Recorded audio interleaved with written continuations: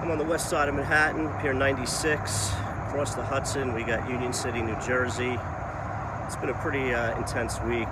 Feeling very vulnerable and exposed and weak. I realized I have two emotions that just kill me. One is anxiety, which I had a pretty good handle on it.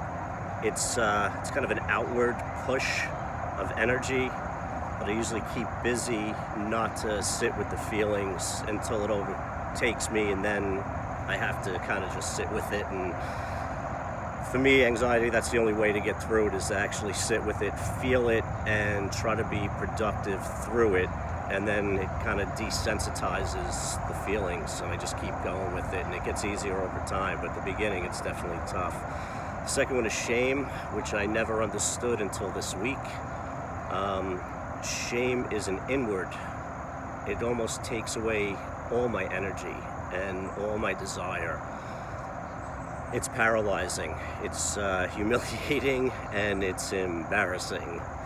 And I had two really intense original pain work sessions, and a lot of it was about the shame of the feelings I have inside. And as I pulled away that layer, what I realized was that the shame comes from not being able to handle humiliation.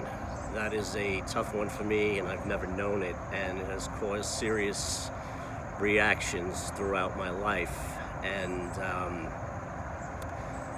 going back and feeling the humiliation that I've been covering up for so long is probably the most painful part of the process right now.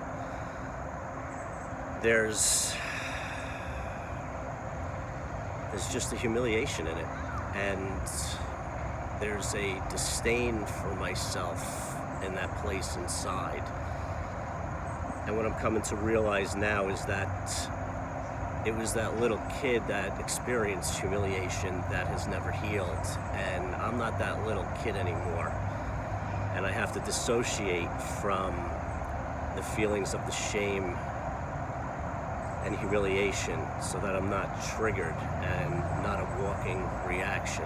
I'm not quite sure how to do that yet, but I just keep going back into those little scenes in your head and your heart and your soul, and sitting with them and feeling how bad it feels to expose yourself to self-humiliation.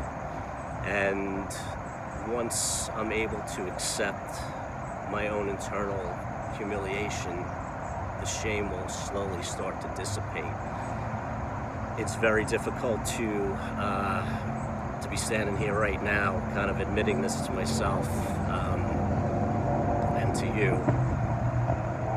But we should not feel shamed for things we had no control over, things that were not our responsibility, and things that are no longer present.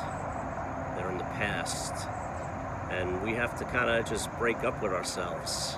That part of us that we hold on so tight to protect so that no one sees it and we don't see it.